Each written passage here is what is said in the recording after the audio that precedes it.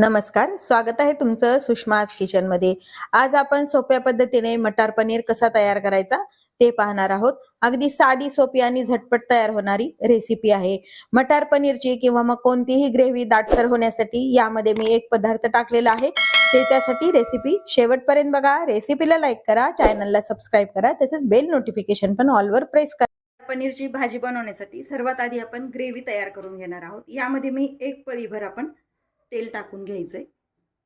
थोडंसं गरम झालंय। इथे मी दोन कांदे, दोन टोमॅटो, थोडीशी कोथिंबीर, लसण आणि अद्रकचे काही तुकडे घेतलेले आहेत। सुरुवातीला तेल गरम झाल्यानंतर यामध्ये कांदा टाकून थोडासा आपल्याला परतून घ्यायचा आहे। परतताना थोडंसं चिमूटभर मीठ टाकायचं, म्हणजे कांदा छान परतला जातो। त्याला असा गोल्डन ब्राऊन वगैरे असा काही कांदा परतून घ्यायचा नाही। तसा जर कांदा परतला तर भाजीला गोडसर अशी चव येते। थोडासा आपल्याला हे फ्राय करून घ्यायचा आहे। 2 मिनिट कांदे फ्राय करून झालेत। यामध्ये आता हे लसण आणि अद्रकचे तुकडे टाकून घ्यायचे।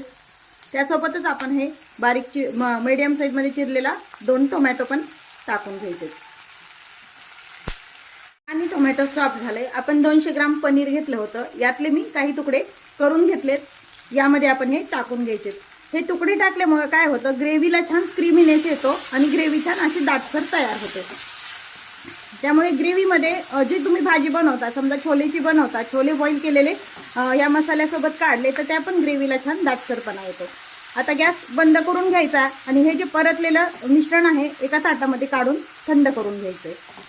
ग्रेव्हीचं मिश्रण थंड होतंय तोपर्यंत आपण जे फ्रेश मटार घेतलेत ते आपण उकडून घ्यायचे। यामध्ये मी अर्धा चमचाभर मीठ टाकून घेतलंय। तुम्ही फ्रोझन मटार वापरले तर असे बॉईल करून घ्यायची गरज नाही आणि अर्धा चमचा साखर टाकून घ्यायची।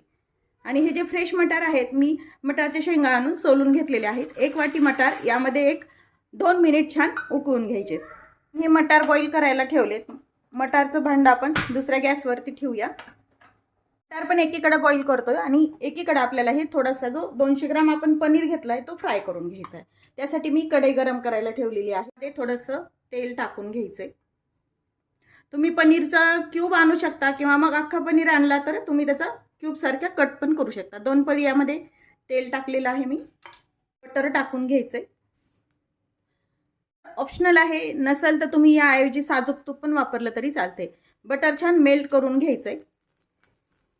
आपलं मेल्ट झालंय। हे जे पनीरचे क्यूब करून घेतलेले आहेत हे यामध्ये टाकून छान अशा परतून घ्यायच्यात आपल्याला। पनीरच्या क्यूब तुम्हाला हवे तसे छोट्या मोठ्या आकारात तुम्ही कट करू शकता। पण एका साईडला पनीर फ्राय करतोय आणि एका साईडला मटार पण उकळायला ठेवलेली आहे। आपले मटार छान बॉईल झाले। गॅस बंद करून घ्यायचा आहे। पनीर जेव्हा आपण फ्राय करतो ना, कंटिन्यू असं उलटणं वगैरे चमचा यामध्ये चालवायचं नाही, नाहीतर पनीरचे छान तुकडे पडले जातात असे। त्यामुळे शक्यतो एका साईडनं व्यवस्थित फ्राय करून घ्यायचा आणि मग साईड पलटून घ्यायची। आपण दुसऱ्या साईडनं पण थोडंसं परतून घ्यायचं। एकदम गोल्डन ब्राऊन पण नाही झालं पाहिजे, पण थोडंसं अगदी फ्राय करून घ्यायचं। या पद्धतीनं पनीर आपलं फ्राय होतंय तोपर्यंत आपला जो मसाला आपण तयार केलेला होता कांद्याचा आणि टोमॅटोचा तो पण थंड झालाय। त्याची आपण ग्रेव्ही तयार करून घेऊया। गॅस मात्र कमीच ठेवायचा, मोठ्या हीटवरती नाही करायचं। आता हे ग्रेव्हीचं जे साहित्य आहे ते पूर्ण थंड झाले। मिक्सरच्या पॉटमध्ये काढून घ्यायचं।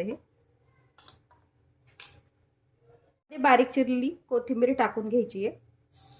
ती न टाकताच हे मिक्सरला फिरून घ्यायचंय। ती आपण तयार करून घेतलेली आहे।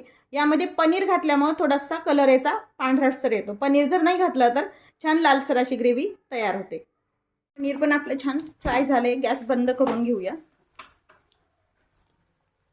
पनीर आहे असं वातळ चिवट होऊ नये म्हणून थोडंसं मी इथं गरम पाणी करून घेतलंय। यामध्ये हे आपल्याला टाकून घ्यायचंय, म्हणजे पनीर छान असं सॉफ्ट होतं। पाणी शक्यतो गरमच वापरायचं, थंड पाण्यात नाही टाकायचं। आता हे सर्व पनीर आपण यामध्ये टाकून घेऊया। पनीर फ्राय केलेली कढई मी क्लीन करून घेतली। यामध्ये थोडंसं तेल टाकून घेतलं, म्हणजे जे पनीरचं शिल्लक राहिलं होतं तेच हे तेल आहे। तसं तेल आपण यामध्ये ॲड करूया। यामध्ये फक्त जिरं टाकून घ्यायचं, अर्धा चमचा, मोहरी नाही वापरायची। तडतडल्यानंतर ही जी तयार केलेली ग्रेव्ही आहे या तेलामध्ये टाकून घ्यायची। तेलावरती छान आपल्याला ही परतून घ्यायची आहे।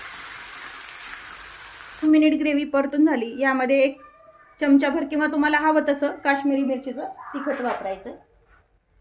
थोडीशी हळद, काळा मसाला, धना पावडर, किचन किंग मसाला 1 चमचाभर. आणि हे छान मसाले आणि ग्रेव्ही छान मिक्स करून परतून घ्यायची आहे. मसाले आणि ग्रेव्ही छान फ्राय करून झाली. हे जे पाण्यात टाकून घेतलेलं आपलं पनीर आहे हे यामध्ये टाकून घ्यायचं आहे.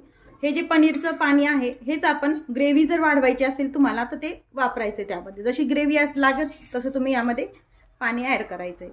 हा सर्व पनीर यामध्ये आपण टाकून घेऊया. पनीर टाकून घेतलं आहे. हे बॉईल केलेले मटार पण यामध्ये ॲड करायचे.